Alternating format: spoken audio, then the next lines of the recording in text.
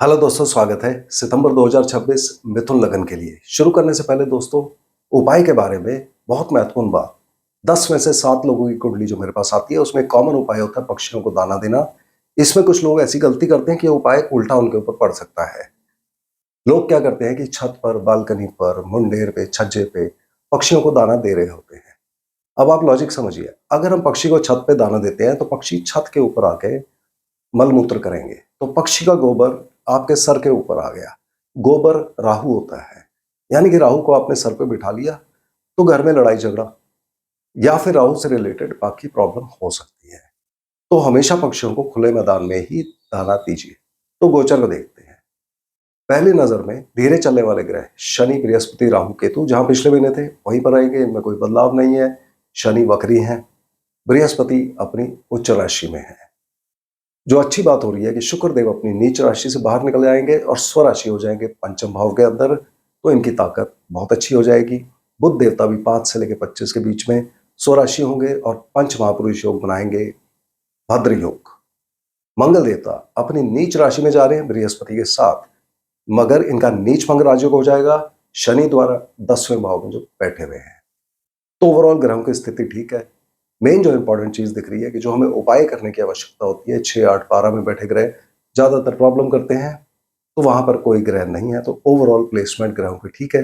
फिर भी कुछ लोगों के लिए राहु केतु प्रॉब्लम दे सकते हैं, जिनकी भी दशांतर दशा चल रही है। और अगर आपको प्रॉब्लम आ रही है तो कुत्तों को खाना खिलाते रहिए। दिसंबर तक राहु केतु यहीं पर बैठे हुए हैं। और शनि देव जो कि अष्टमेश होते हैं, चूंकि ये प्रोफेशन के भाव में बैठे हैं, तो आप में से कुछ लोगों को प्रॉब्लम कर सकते हैं, जिसको मैं आगे चल के कवर करूंगा। तो सबसे पहले स्वास्थ्य, जिसको लगन से देखते हैं। लगन में मंगल देवता बैठे हैं। मंगल देवता 11वें भाव के मालिक होते हैं, तो स्वास्थ्य अच्छा रखने में मदद करेंगे। और लग्नेश बुध देवता 2 राशि परिवर्तन कर रहे हैं, तीसरे भाव में 5 तारीख को चौथे में और 26 तारीख को 5वें भाव में आ जाएंगे। तो ये वैसे ही 5 तारीख से 25 तारीख के बीच में पंच महापुरुष योग बना रहे हैं, तो स्वास्थ्य के लिए ओवरऑल ये महीना अच्छा रहने की उम्मीद है। इनकम, धन प्राप्ति इत्यादि को देखें तो धन भाव में बृहस्पति बैठे अपनी उच्च राशि में, तो ये अच्छा हो जाता है। मंगल देवता यहाँ जा रहे हैं, उनका भी नीचपंग राजयोग हो जाएगा, तो इनकम वगैरह के लिए हम ये पूरा महीना अच्छा देखते हैं। पढ़ाई लिखाई एजुकेशन में, बेसिक एजुकेशन के भाव में चौथे भाव में बुध देवता जो इसके मालिक हैं स्वयं गोचर करेंगे 5 से लेकर 25 तारीख के बीच में, तो पूरा ही महीना ज्यादातर अच्छा रहने की उम्मीद है। सूर्य भी यहाँ पर आके मदद करेंगे। शुक्र देवता जो यहाँ पर है एक दिन ही है, तो पहले दिन थोड़ी सी कमी कर सकते हैं, पर ओवरऑल बेसिक एजुकेशन के लिए पूरा महीना ठीक लग रहा है। हायर एजुकेशन के भाव में राहु बैठे हैं, इनके लिए कुत्तों को खाना खिलाते रहिए। इसके मालिक शनिदेव की पोजीशन प्रोफेशन के भाव में 10 भाव में अच्छी है, मगर शनिदेव कुछ लोगों को प्रॉब्लम दे सकते हैं हायर एजुकेशन के रिगार्डिंग और कुछ और चीजों के रिगार्डिंग। जिन लोगों की कुंडली में शनिदेव खराब है या फिर अष्टम भाव खाली है या शनिदेव अष्टम भाव में ही विराजमान है, उनको प्रॉब्लम ज्यादा आ सकती है। तो उन लोगों को अपने जीवन में कौवा, मछली, भैंस या मजदूर, इनको कुछ खाने पीने को देते रहना चाहिए। शनिदेव की पूजा करनी चाहिए। ओम शनाय नमः मंत्र का उच्चारण 108 बार करते रहने चाहिए। स्वयं या प्रोफेशन के भाव में बैठकर प्रोफेशन के लिए भी रिजल्ट्स को ठीक कर देंगे, सिवाय उन लोगों के जिनके अष्टम भाव की प्रॉब्लम आ रही है। मगर अगर अष्टम भाव से जुड़ा हुआ काम कर रहे हैं, जैसे कि उद्योग, फैक्ट्री, प्रोडक्शन, या फिर अष्टम भाव के कष्ट से जुड़ा काम, जैसे कि इंश्योरेंस का काम, सर्जरी, सिक्योरिटी फोर्सेज इत्यादि, उन लोगों के लिए ये पोजीशन अच्छी रहेगी। नौकरी मिलने के लिए हमने मंगल देवता को देखना है, जो कि लग्न में है। पहले 17 दिन तो ये पोजीशन ठीक है इनकी, मगर 18 के बाद जब इनका नीचभंग राजयोग हो जाता है, द्वितीय भाव में जा रहे हैं, तो नौकरी मिलने के लिए बहुत अच्छी कंडीशन हो जाती है 18 के बाद।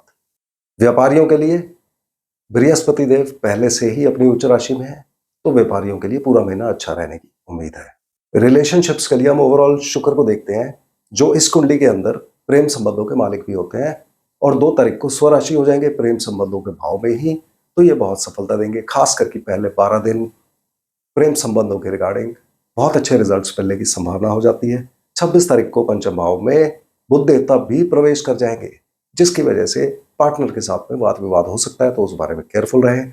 संतान प्राप्ति और संतान से रिलेशन के लिए भी शुक्र की पोजीशन बहुत अच्छी है, और पहले 12 दिन ज्यादा अच्छे रहेंगे, बाकी महीना साधारण स्थिति रहेगी।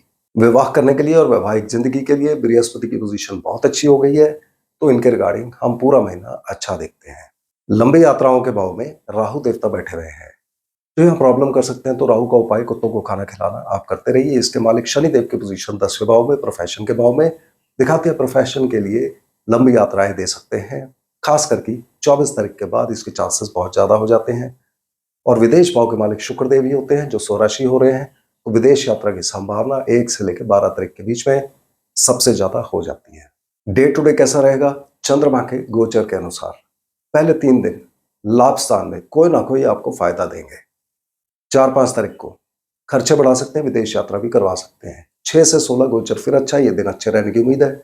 17-18 को नौकरी दिलवा सकते हैं, लोन दिलवा सकते हैं, सर्दी खांसी जुकाम की प्रॉब्लम भी दे सकते हैं। 19-20-21 को विवाह और व्यापार के रिगार्डिंग अच्छे रिजल्ट्स। 22-23 को मन में कोई ना कोई चिंता परेशानी दे सकते हैं।